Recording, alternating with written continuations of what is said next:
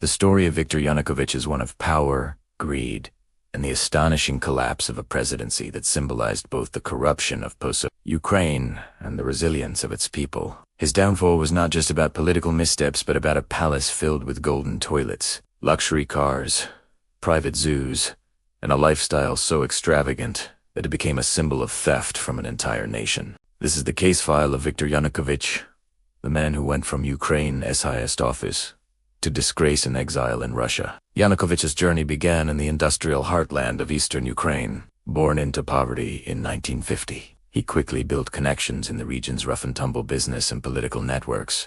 His rise was meteoric once he aligned himself with Ukraine's oligarchs, the powerful businessmen who controlled vast sectors of the economy after the fall of the Soviet Union. By the early 2000s, Yanukovych became prime minister.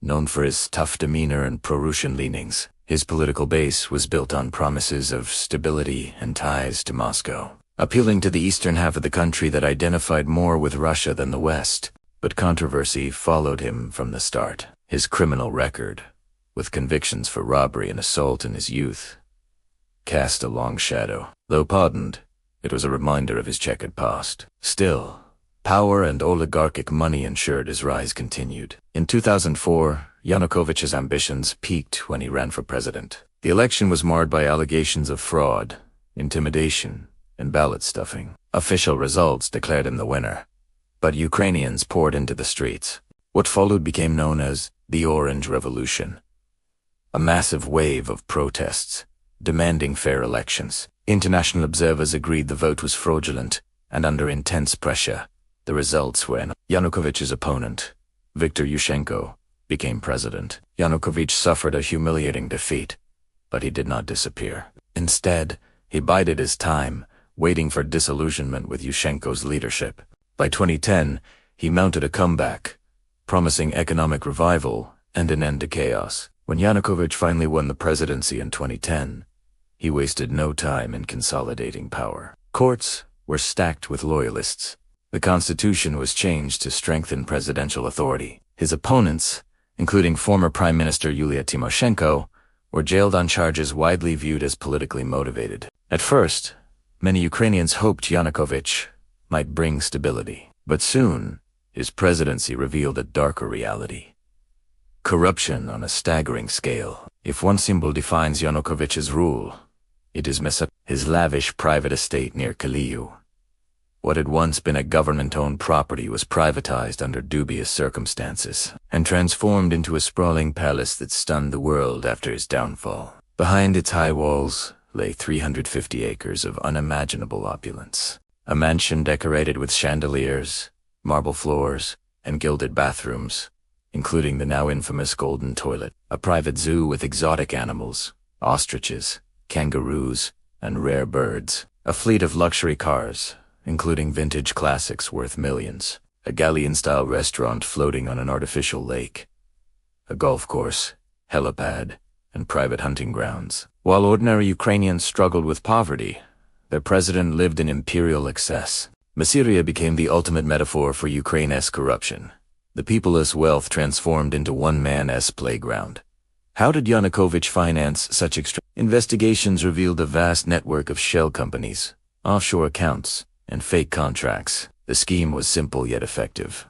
State-owned companies were drained through inflated contracts, kickbacks, and money laundering. Ukrainian taxpayers funded phantom projects, while the money disappeared into Cyprus, Switzerland, and beyond. Estimates suggest tens of billions of dollars were stolen during Yanukovych's presidency. In 2014 alone, Ukrainian officials reported that $40 billion had vanished from state coffers. Some investigators claim the total might be even higher, possibly over $100 billion across his years in power. Yanukovych's undoing came not from the golden toilets or the stolen billions, but from a single political decision. In 2013, Ukraine was poised to sign an association agreement with the European Union, a move supported by a majority of its citizens. For many, it represented hope for a modern, democratic future and a path away from Russia's shadow. But under pressure from Moscow, and allegedly after securing promises of billions in Russian, Yanukovych suddenly reversed course. He rejected the EU deal and announced closer ties with Russia.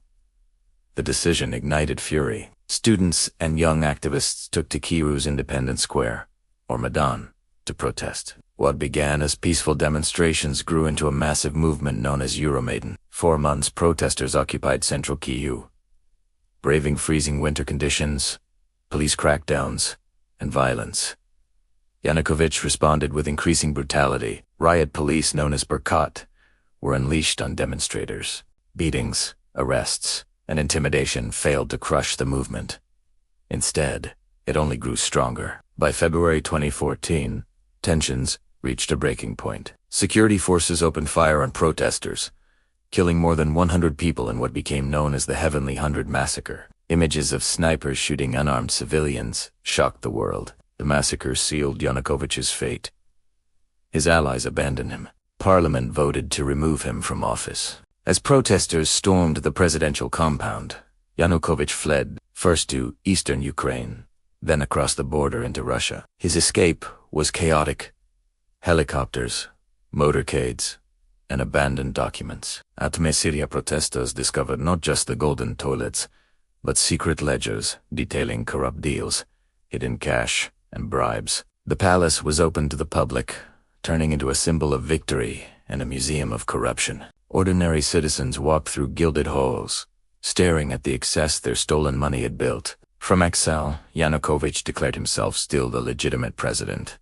But few listened. Russia provided him protection, using him as a pawn to justify its annexation of Crimea and interference in eastern Ukraine. In Ukraine, he was tried in absentia and convicted of treason. Billions were still unaccounted for, hidden in offshore accounts and assets scattered across the globe. Yanukovych's story is not just about personal greed. It is about how corruption hollowed out a state, how oligarchs and politicians colluded to rob a nation, and how ordinary people refused to accept it. The Euromaidan revolution was a direct response to decades of theft, lies, and betrayal. While Ukraine continues to grapple with corruption and war, Yanukovych's golden toilet remains a reminder of what happens when leaders steal from their own people. Today, Viktor Yanukovych lives in obscurity in Russia, far from the palace that once displayed his stolen wealth. For many Ukrainians, his name is synonymous with betrayal. The case file of Viktor Yanukovych